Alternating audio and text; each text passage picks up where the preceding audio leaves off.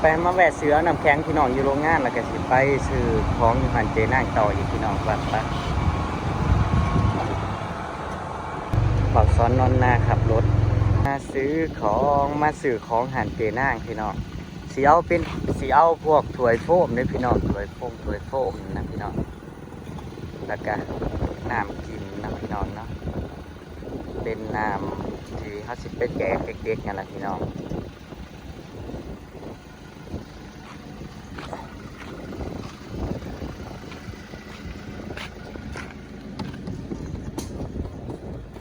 ยันน้ำมันแตกอยู่พี่น้องเพราะว่ามันไปไกลเติบพอทางมันบ่ค่อยดีพอเขาเอาใส่ตรงนี้พี่น้องเอาใส่อยู่ในร่างต้องว่ามันสิบ่แตกเนาะพี่น้องเนาะ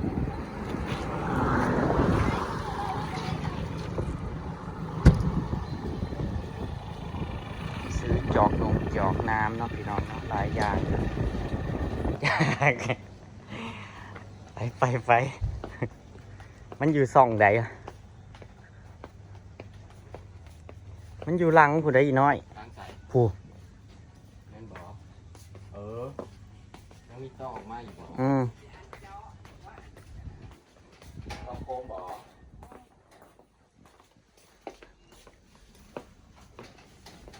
จอกเดสอ่ะ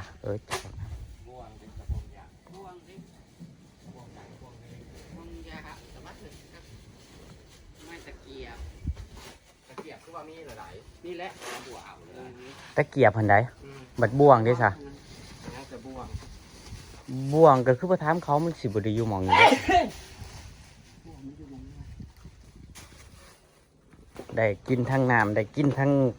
ตอนจักหน่อยเด็กๆสิแคนเพอมันต้องมีน้ำนั่นเลยพี่น้อง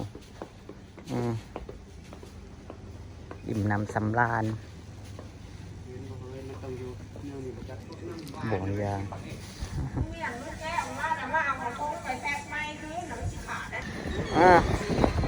แป๊บซี่แพ็คหนึ่งกับน้ำร่วมแพ็คหนึ่งดิไปแจกน้ำกันพี่น้องเจอกันโยงเยี่ยนเลยพี่น้องนะ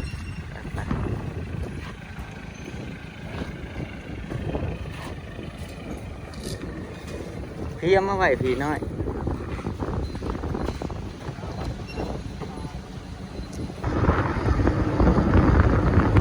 ถนนหนทางกับพี่น้องนะนี่ก็สิมีแต่ขี้ฝุ่นนั่นแหละพี่น้องเอ้ย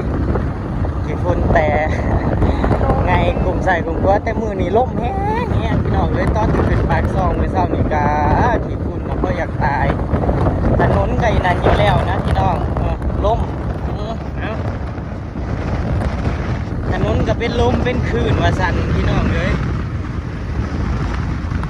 นาแรงกันยังว่าทรหดขนาดนี้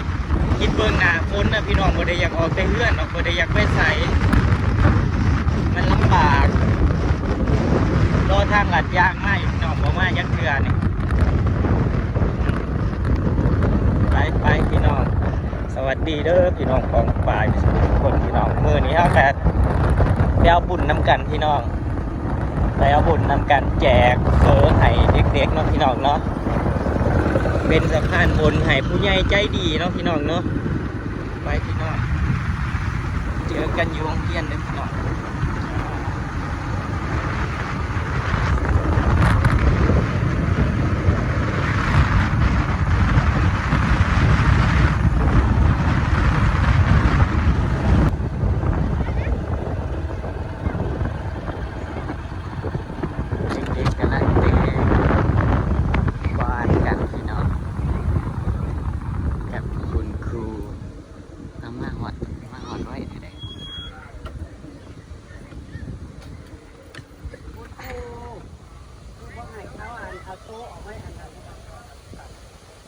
คือว่าให้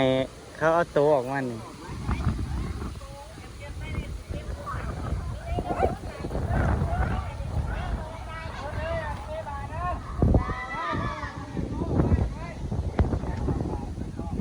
เดี๋ยวพี่น้อง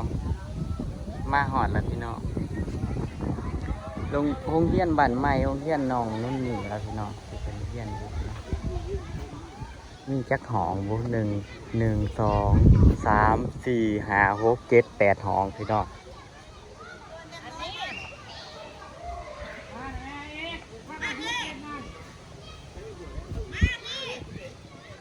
คือบ่มานุ่นนี่บ่ได้มาเฮียนมามือคือเห็นนุ่นนี่คือเห็นสมัยเจ้าของพี่น้องตอนน้อยๆพี่น้องมาเฮียน แบบนี้ละพี่น้องแต่ว่าเพื่อนก็มีพัดลมให้อยู่พี่น้องหนาร้อนก็มีพัดลมใหญ่ให้อยู่เป็นติดพัดลมอยู่เพดานพี่น้องพัดลมใหญ่ให้มีทุกห้องเลยพี่น้องก็สิประมาณนี้เนาะพี่น้องโรงเรียนตามชนบทตามบ้านนอกเฮานะพี่น้อง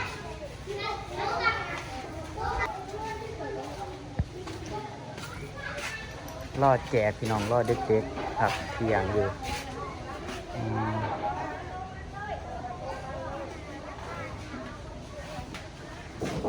กะสิมีใบไม้คกลุงลั่งไงพี่น้อง แต่ว่ามือนี่ขอดว่าล่มแห้งมือนี่นะมือนี่ล่มแห้งคักเด็กนักเรียนทั้งฟังเล่าวกะสีใส่ผ้าถุงแบบนี้ด้วยพี่น้องใส่สินแบบนี้ใส่เสื้อแขนสั้นแล้วก็ใส่สินแบบนี้พี่น้องแบบ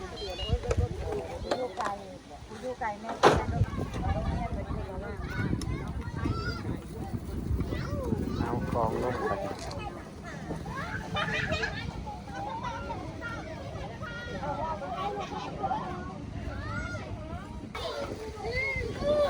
อีก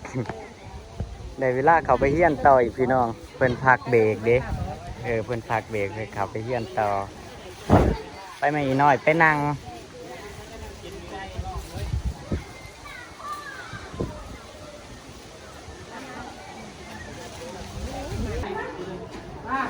กำลังจัดเลี้ยงอยู่พี่น้องจัดเลี้ยงเด็กๆแต่ว่าเอ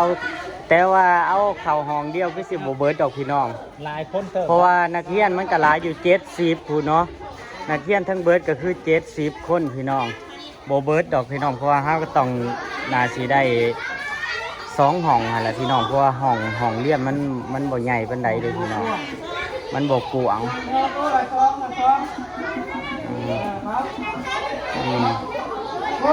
ตัวละ2ละ3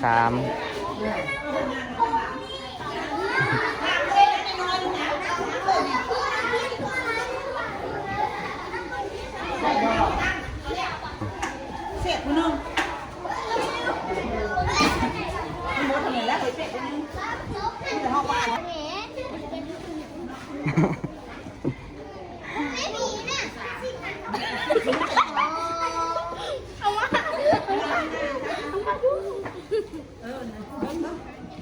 ขี่คุณน้องไปนั่งหลังหรือนั่งหน้ามาในน้ำมานั่งหน้าได้เอาขี่มันดูข้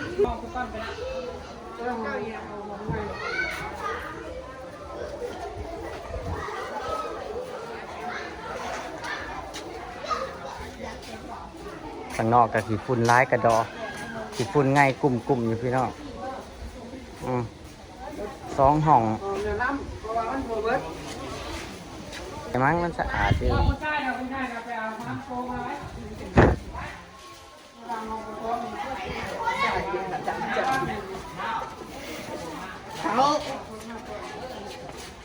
เขาแล้วกับ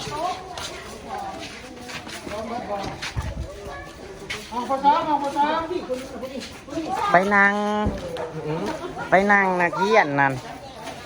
ไป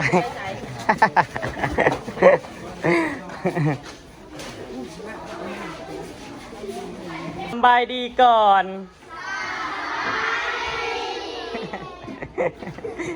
ดีใจบอมือนี่ดีใจบอบ่ได้บ่ขอบใจเอื้อยเพิ่นก่อนขอบใจเอื้อยเพิ่นก่อนนี่ที่เพิ่นมาแจกน้ำแจกเฟอนี่ขอบใจหลายๆเด้อว่าอย่างสิเว้าดูพร้อมเบี้ยงกันลูกพร้อมกันนุบมือก่อนนุบมือน้ำขอบใจหลายๆเด้อว่าอย่างสิเว้าดู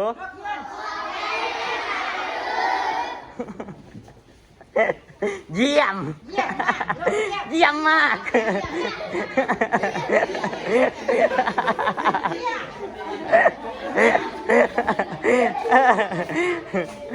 จักหน่อยกับสิแจกพี่น้องยังไปซื้อหลอดอยู่พอลืมซื้อหลอดมาได้พี่น้องไม่ได้ซื้อหลอดมาล่อหลอดก่อนพี่น้อง เก็บไปดูแล้วโหนะ สิได้กินเฟอ เห็นคนเห็นตะเกียบไปลองดูจักเลย ได้กินเฟอกับน้ำบอกซื้อน้ำใดเจ้าซื้อหยังเด็กไส้หยัง เวลาแจกยิบมันเลยน้ำนักเรียนไปนั่งดีๆ ไปนั่งดีๆ นักเรียนน่ะ นักเรียนน้ำ เด็กทรายน้ำ ให้ไม่นั่งให้แม่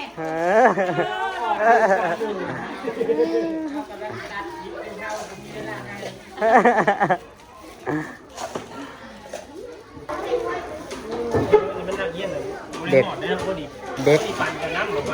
เด็กทรายซ้อนกำลังตักน้ำแข็งอยู่ ใต้ยี่ห้ออยู่แล้วข้าวเด้ ข้าวช่อ ข่าวซ้อนข่าวซ้อนนอนหน้า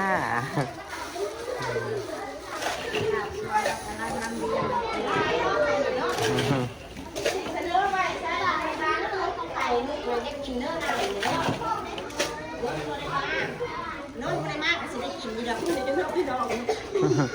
นุ่น ได้กินแม่นอนมีพี่กะกะกินไม่ได้ดอกน้ำไม่ยังไม่เคย ถ้าคิดว่ามาเฝ้านุ่นนี่มาห้าวาวนั่นนี่บ่ได้มาก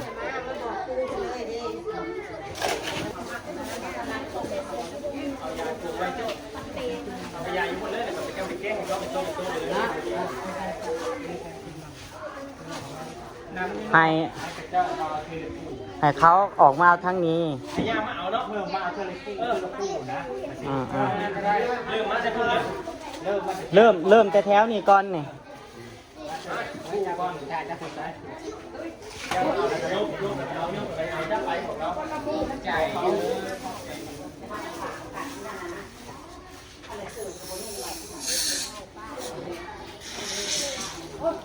โอ้ยเฮียแล้ว ไปเลี้ยงคิวออกมานั่งสื่ออย่างไรนะ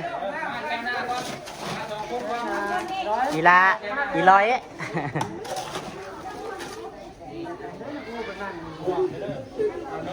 นกเอาแม่ลูกนกเอาแม่นกเอาก่อนนั่นนกสักก่อนนะมาใส่ก่อน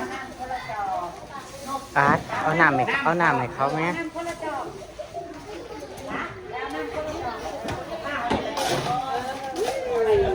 จ้าเขาคอยจ้า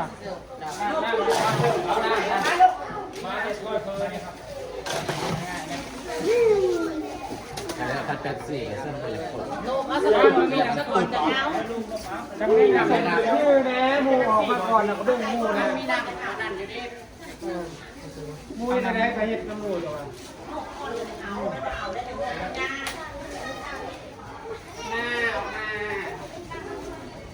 วันนี้คือว่ามีรอดน้ำ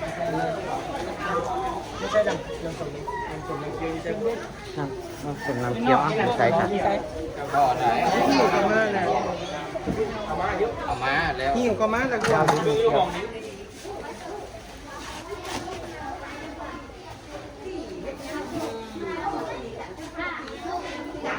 ออกมาหำเลี้ยงคิวกันออกมา ออกมาทีละสองยามย่างตามกลนกันมาโลด มันจะว่าเราออกใครใช่ไหม อันนี้นั่น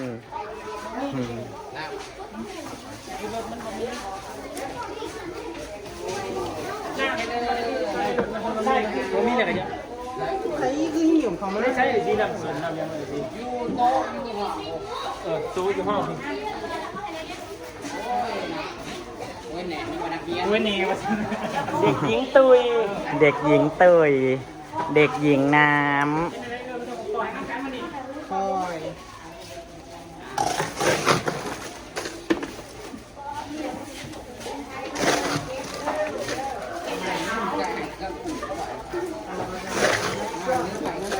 มาแถวนี่ต่อเลยบัดนี้ร้อยลูกแม่ร้อยน้อยกินเฟอ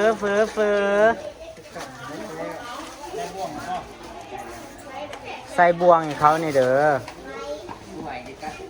ลูกอย่าเอาไม่ตะเกียบทางโค้งเด้อผมไม่ได้กินน้ำ ค่อยๆนะลูกเด้อ ค่อย น้ำผิวอ่ะ ๆเขาคนจะได้แต่สูตรเป็นอะไร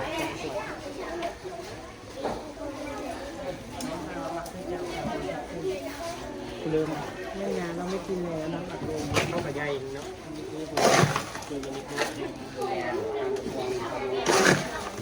ไปนะ ใครล่ะหอดใครล่ะ ออกมาแม่ฮัมออกมาแม่ เด็กหญิงสี เด็กหญิงสี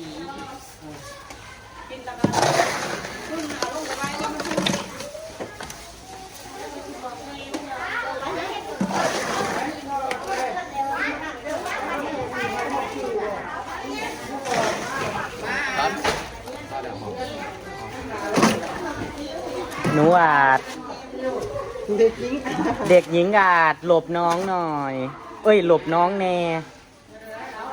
รูปลาที่เราเข้าไป ถูก่อนถูก่อนถูถูนี่สามทหารเชื้อนี่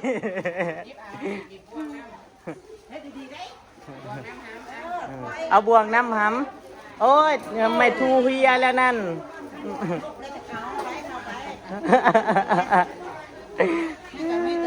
เออ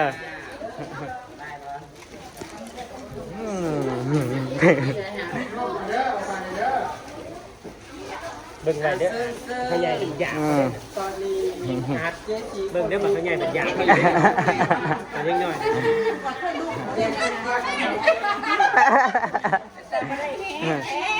เฮ้ย กินเฟ้อไหน เอา2 ถ้วยเป็นยังเอ้ยผู้นี้นะเด็กหญิงน้ำ คื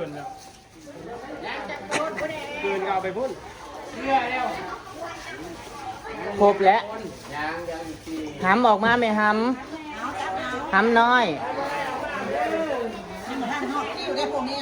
อ๋อยัง4 หำ สีหาม ยัง4 ห แกบ่เป็นแต่แกให้น้องนี่ติ ำยิงอาจบอกน้องเนี่ยแกะวิธีแกะนั่นปรุงนั่นเร็วๆมันง่ายมือนี่มันใจบุญมันจะมันโบมากบอกน้องแกะนั้นเออ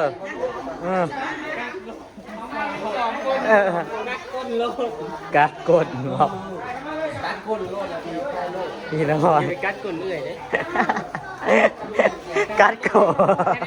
ดลบนั่นบอกน้องให้กัดกดนะน้องกัดกด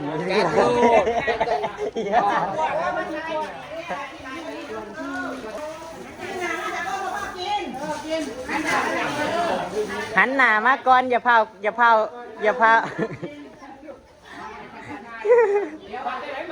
รู้สึกฮันแล้วซุ่มเจ้ามัดแหนนโพอดหันหน้ามาทั้งทีหันหน้ามาทั้งที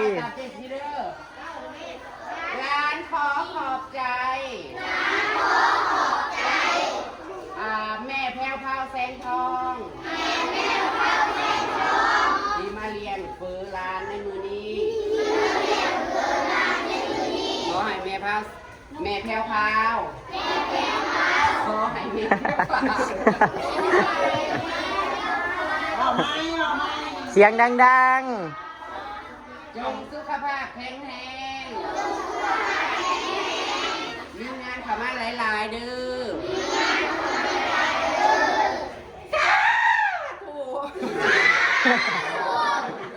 โอ้ย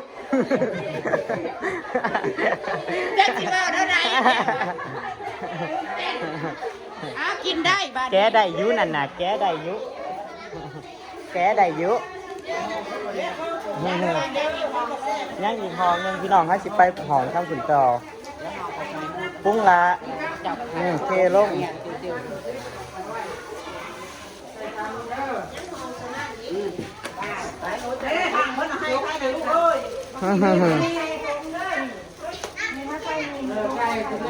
เด็กทรายสอนสาธิตวิธีการแก่ไป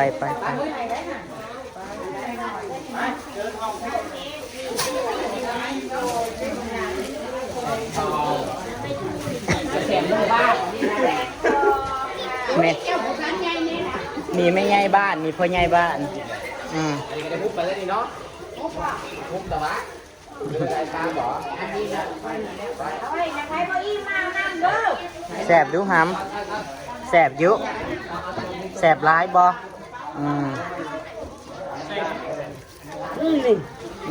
เจ็บบ่เจ็บบ่นี่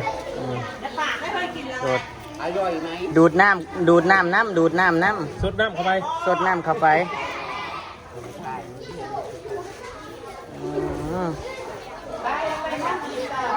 แสบบอยังไม่ทันได้กินจ้ะกินหำกินกุ้งเป็นแต่วะนี่ไม่ทูจะบอกว่าไม่ทู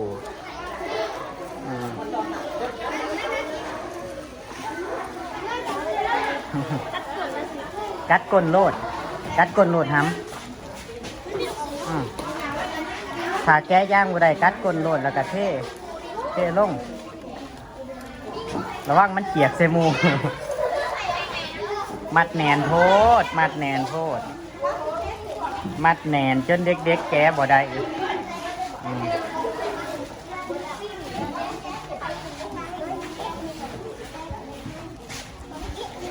นั่นเติมให้เราแน่น้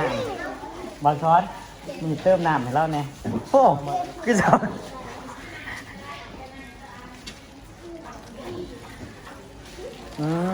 มาทำแก้บ่ได้อีก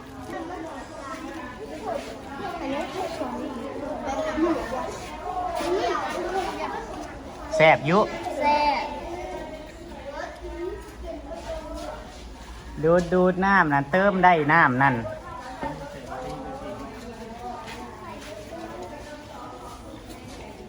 ข้างล่างน้ำเบาสอนเติมน้ำหมดก็เติมได้พี่เลี้ยงหมอนี่เราคิดว่ามากินกันบ่หมอว่าหมอก็ไม่น้ำเกงบ่ได้บ่หมอเราจะไม่กินอยู่เรือนแสบบ่หำ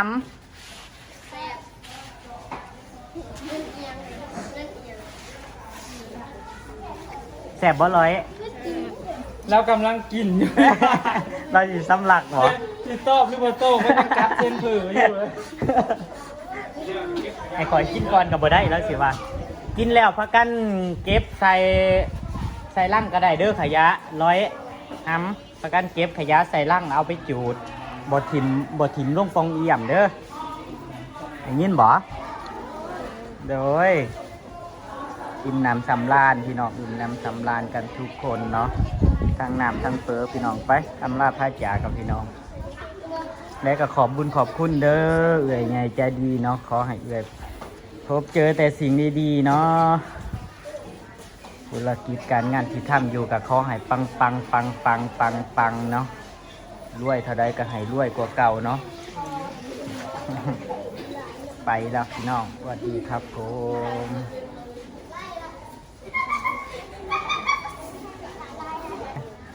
ขอบคุณเด้อที่มาแจกให้นักเรียนกินโดย